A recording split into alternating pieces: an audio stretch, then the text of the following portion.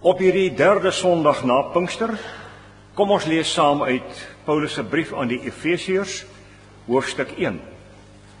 Ons lees van vers 1 tot vers 14 en daarna ook 'n deel uit hoofstuk 4.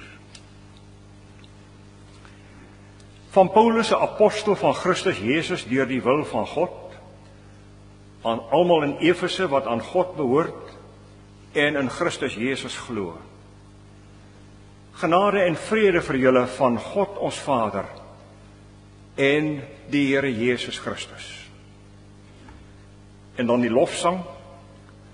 Aan God, die Vader van ons Here Jesus Christus, kom al die lof toe. Hy het ons in Christus geseën met al die seëninge van die Gees wat daar in die hemel is. So het hy nog voordat die wêreld geskep is, ons in Christus uitverkies om heilig en onberispelik voor hom te wees. In sy liefde het hy ons volgens sy genadige beskikking toe ook al daarvoor bestem, om deur Jesus Christus sy kinders te word. Daarom moet ons God prys vir sy groot genade wat hy in sy geliefde Seun vrylik aan ons geskenk het. Deur die bloed van sy Seun is ons verlos en is ons oortredinge vergewe kragtens die ryke genade van God, wat hy in al sy wysheid en insig so oorvloedig aan ons geskenk het. Hy kragtens sy besluit en voorneme die geheimenis van sy wil aan ons bekend gemaak en dit deur Christus tot uitvoering gebring op die tyd wat hy daarvoor bepaal het. Sy bedoeling was om alles wat in die hemel en alles wat op die aarde is onder een hoof te verenig, naamlik onder Christus. Deur Christus het ons deel geword van die volk van God soos hy dit vooruit al bestem het. So het hy hom het voorgeneem. Hy wat alles laat gebeur volgens sy raadsbesluit. Daarom moet ons, die eerstes wat ons hoop op Christus gestel het, die grootheid van God prys. Deur Christus het ook julle deel geword van die volk van God, toe julle die waarheid wat aan julle verkondig is, die evangelie van julle verlossing gehoor en tot geloof gekom het. In Christus het die Heilige Gees wat deur God beloof is, julle as die eiendom van God beseël. Die Heilige Gees is die waarborg dat ons ook verder sal ontvang wat God beloof het en wanneer hy almal wat aan hom behoort volkome sal verlos. Daarom moet ons sy grootheid prys. Kom ons gaan ook aan met hoofstuk 4, hier van vers 25 af. Bokant staan daar, bokant hierdie deel, riglyne vir die nuwe lewe. Nou dat julle die valsheid afgelê het, moet julle onder mekaar die waarheid praat, want ons is lede van dieselfde liggaam. As julle kwaad word, moenie sondig nie en moenie 'n dag kwaad afsluit nie, moenie die duiwel 'n vatkans gee nie. As iemand 'n dief is, moet hy ophou steel. Hy moet deur harde werk op 'n eerbare manier self in sy lewensonderhoud voorsien.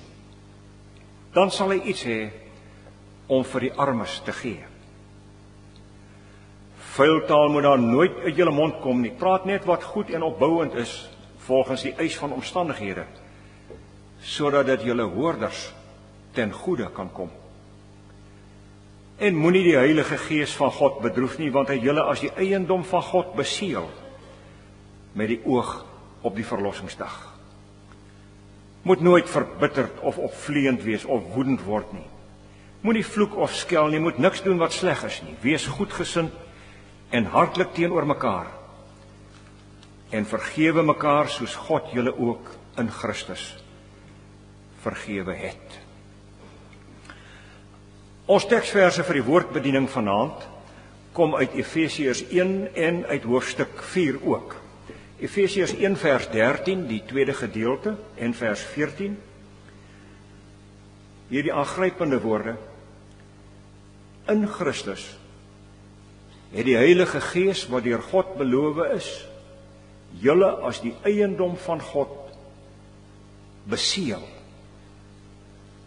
Die Heilige Gees is die waarborg dat ons ook verder sal ontvang wat God beloof het. Beseël, waarborg. Dan hoofstuk 4, 'n deel van ons teks word herhaal in hoofstuk 4 vers 30 bedoel ek. En moenie die Heilige Gees van God bedroef nie, want hy het julle as die eiendom van God beseël met die oog op die verlossingsdag. Beseël in 1 vers 1 en beseël in 4 vers 30. Geliefde gemeente, julle is hartlik welkom by hierdie voorstellingsgeleentheid van vanaand. Ek tel 'n vraag op in u oë. 'n Voorstelling. Aan wie? Dalk Paulus? Dalk Petrus? Dalk Jakobus? Nee. Die woordbediening vanaand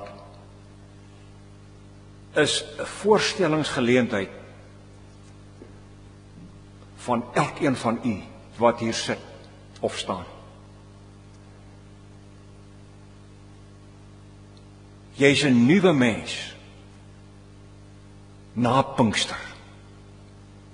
Jy's 'n ander mens nadat die Heilige Gees in hierdie wêreld ingekom het. Ja seker. Die Here het reeds 3 maal gekom na hierdie wêreld. Die eerste keer het hy die heelal geskep.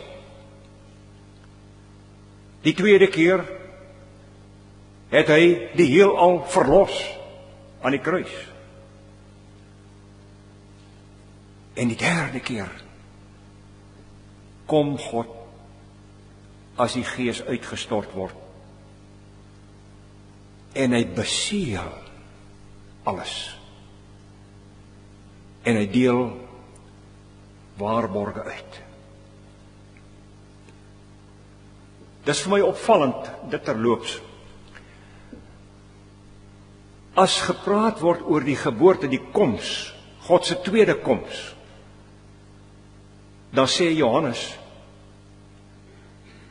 die woord het vlees geword, mens geword. Die woord het vlees geword en onder ons kom woon. As die Heilige Gees kom, dan sê Petrus, en die Gees is uitgestort op alle vlees. Christus kom in die vlees, na stikkende mense in 'n stikkende wêreld. En die Gees word uitgestort op alle vlees. Weereens, stikkende mense in 'n stikkende wêreld. En so het Pinksterdag aangebreek. Soos 'n magtige waterval stort Pinkster as dit ware hierdie aarde binne, met tekens van vuur en wind en tale.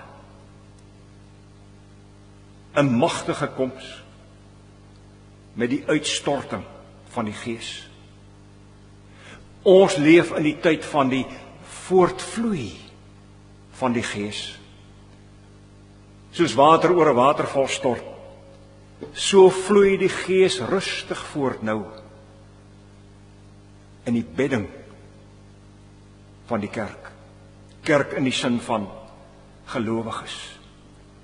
'n Rivier wat lewe bring en voedsel en blydskap. Maar wat presies is dit? Wat presies sit agter hierdie dinge? En dit bring ons by ons teks. In 3 sinne, net die agtergrond.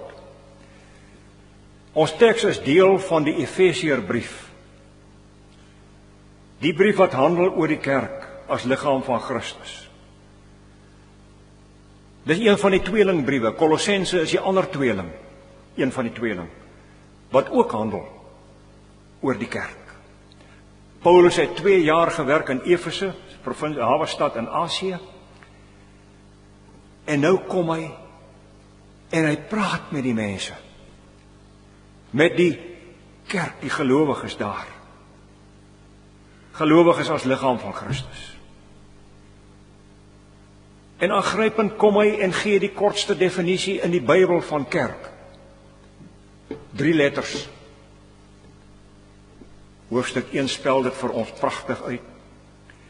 Deur die geloof het ons deel geword van God. Daarom moet ons, die eerstes wat ons hoop op Christus stel, God prys. En dan die tweede. Deur Christus het ook julle deel geword van die volk van God. Ons, julle. Nou goed. Wat het met ons gebeur? Hoe het ons verander na die uitstorting van die Gees? En dit bring by ons teks.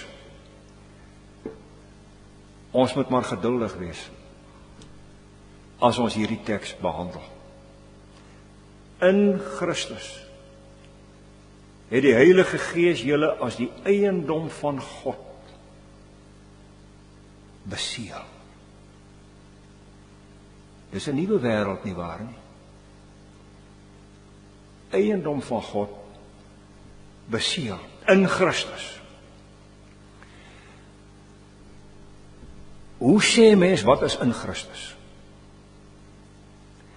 Ons kan sê, en so die nuwe Bybelvertaling dit ook, in die nouste verbondenheid met Christus.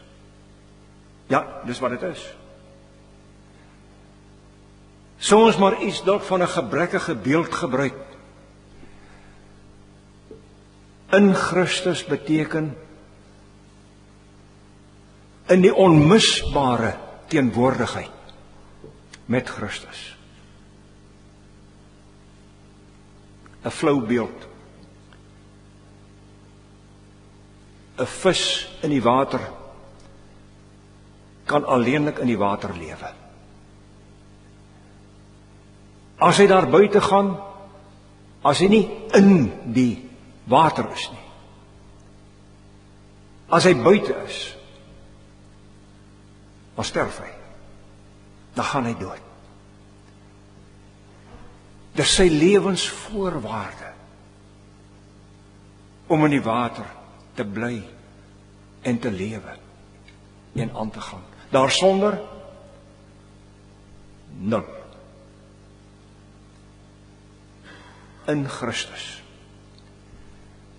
In daardie hegte verbondenheid met hom. Met sy kruisdood en opstanding.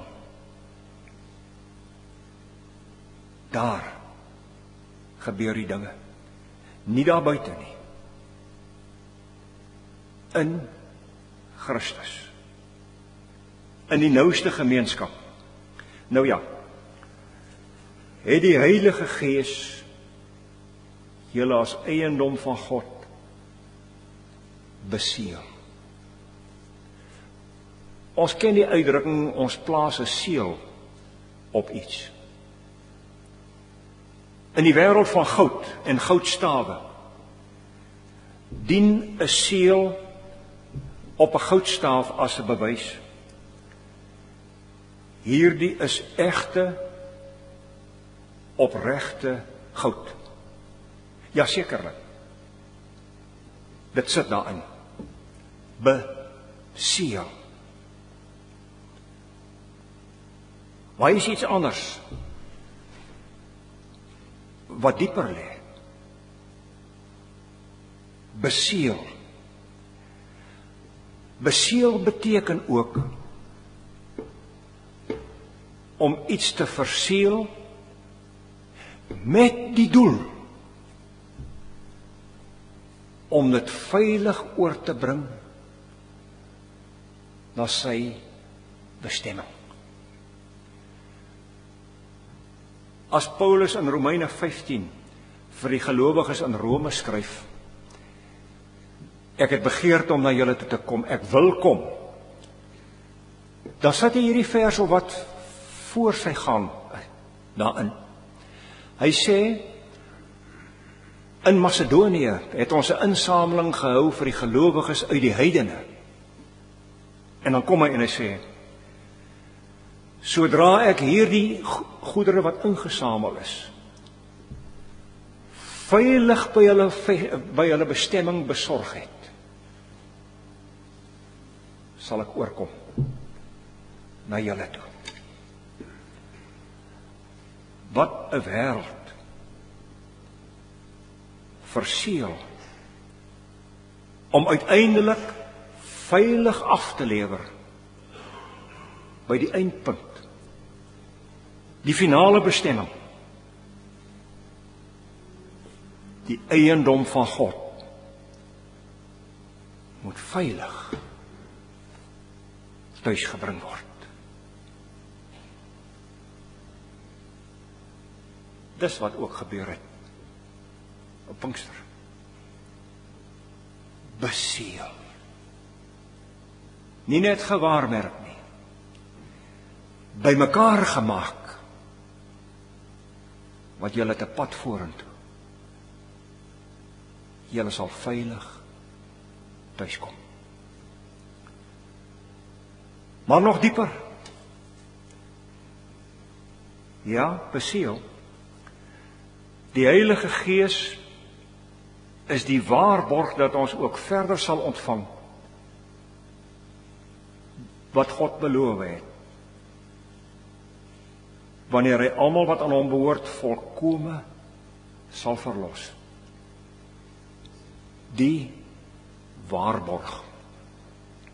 Hierdie uitdrukking se wortels, die waarborg, lê in die Ou Testament by die offerdiens.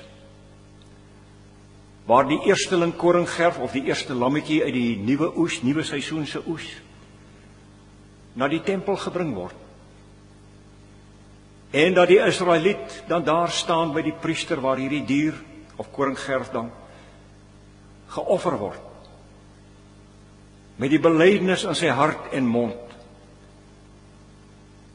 Dis vir u hierdie, die eerste. Die res is by die huis. En dit behoort ook aan u. Hierdie is maar die eerste. Die res kom nog. So het Christus ook, as hy opstaan uit die dood, dan sê Paulus in 1 Korintiërs 15, hy het die eersteling geword. Eersteling. Uit die wat ontslaap het. Dood in en deur en uitgegaan. Die eersteling. Die res volg. Die res gaan agter hom aan. Hulle word beseël deur die Gees. Miskien kan ons dit vereenvoudig en sê, kyk, die Heilige Gees is die waarborg dat ons sal ontvang. In moderne taal sou ons dit goedskiks kon sê, die Heilige Gees is God se deposito, dat ons ook verder sal ontvang wat God beloof. Dit is 'n handelsterm uit die Fenisiese wêreld. Die Gees beseël. En die Gees is deposito. In daardie tyd, hy wat 'n deposito betaal, bind hom, ek sal tot en met die end klaar betaal. Ek sal betaal of ek sal sorg dat daar betaal word. Hy wat beseël, is ook die deposito. Verstaan u nou wie is u self? Is u opnuut na Pinkster aan u self voorgestel? Baie mense loop in hierdie wêreld rond met, kom ons noem dit maar 'n swak selfbeeld. Ag, wat beteken ek? Maar nog meer 'n 0. Of jong mense, of kinders, wat van my pad vorentoe? Daar's 'n nuwe pad. Daar's 'n nuwe toekoms. Daar's 'n nuwe eindpunt. Daar's 'n veilige plek. So kyk ons na die kerk, na onsself, na Pinkster. Die kerk is 'n veilige plek. Met 'n gevaarlike boodskap. Ja, die Gees beseël. Die Gees is die deposito. Moenie die Gees van God bedroef nie. Genade is verniet, maar nie goedkoop nie. Jy is beseël, jy het 'n deposito. Moenie die Gees van God bedroef nie. En soos gesê, die hele saak of verwoording van beseël word herhaal, spesifiek in hierdie teks. Die Gees deur wie julle beseël is, moet hom nie bedroef nie. Ag, u weet so goed soos ek, 'n teks het 'n plek in die Bybel. Nou wat is hierdie plek van 4 vers 30, bedroef nie die Gees nie? As mens die verse vooraf lees, dan sien jy baie duidelik, dit gaan oor onderlinge kommunikasie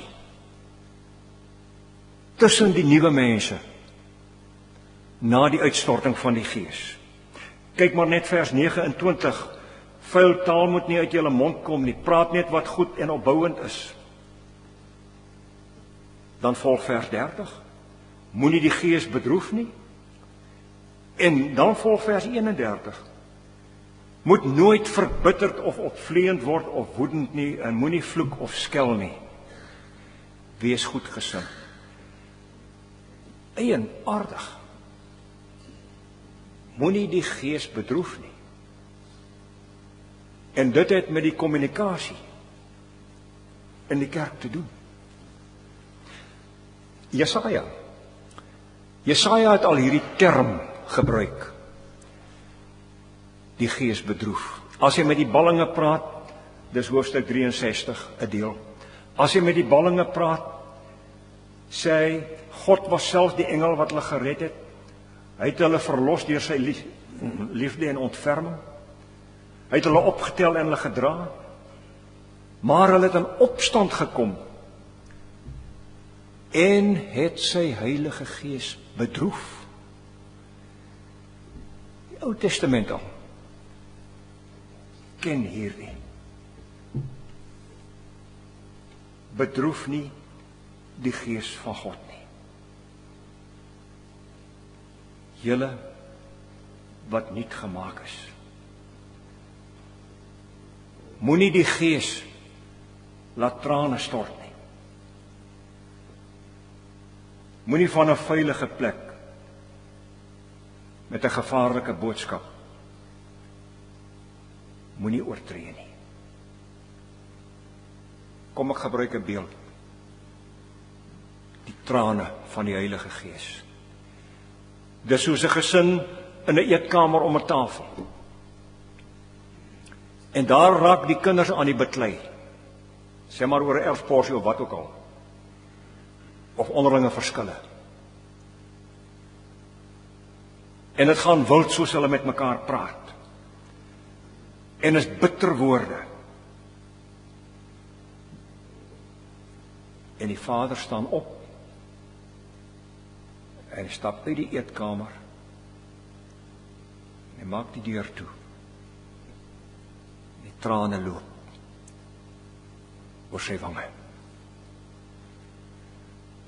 Dis 'n aardse vader. Maar daar's 'n groot verskil met God se trane. 'n Aardse vader kry seer, ja. Maar niemand in hierdie heelal kan so seer kry soos God nie. Niemand nie. Bedroef nie die Gees. Daar staan bedroef nie die Gees, die Heilige van God nie. Moenie die Gees bedroef. Hoekom? Hoekom stort die Gees trane? Want die Gees is die Gees van blydskap en vrede en vreugde. Van blydskap.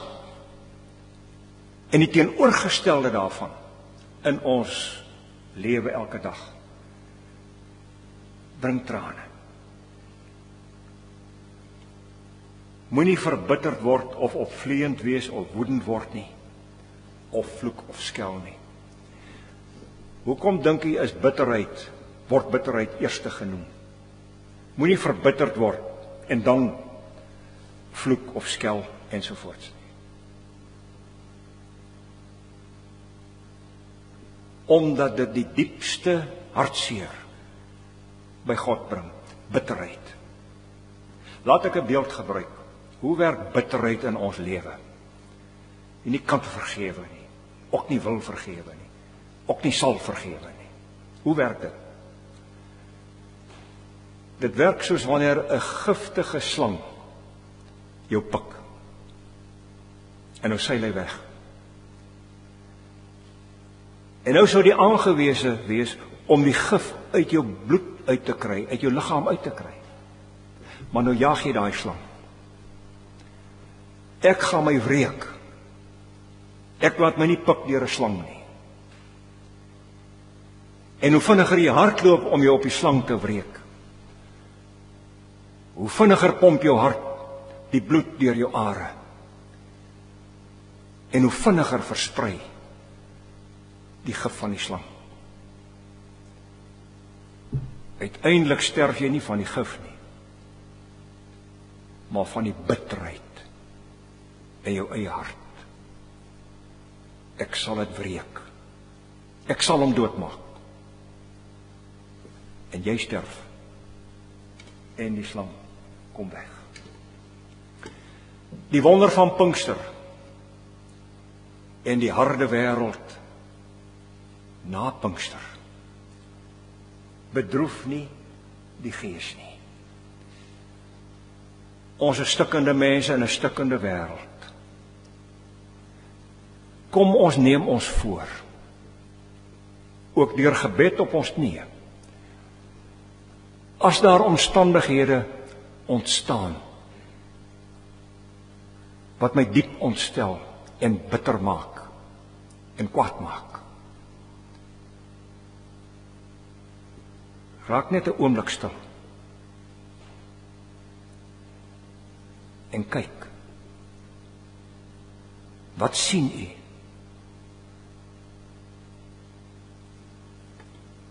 Blink trane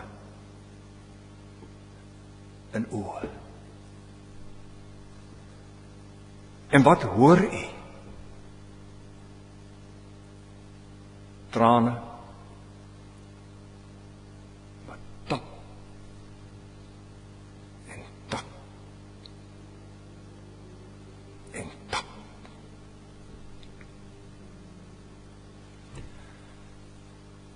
Oomblikke van nadenke.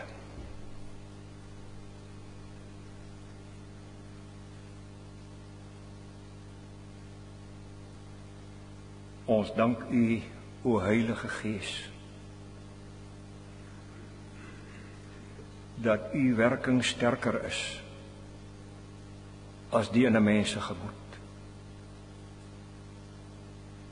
Dat u gesindheid ver uitgaan bokant ons bitterheid. en dat u liefde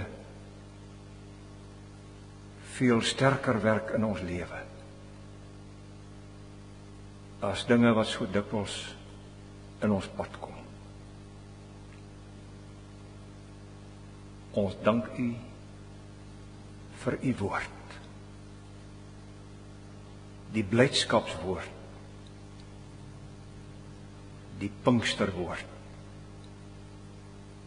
die genadewoord. Amen.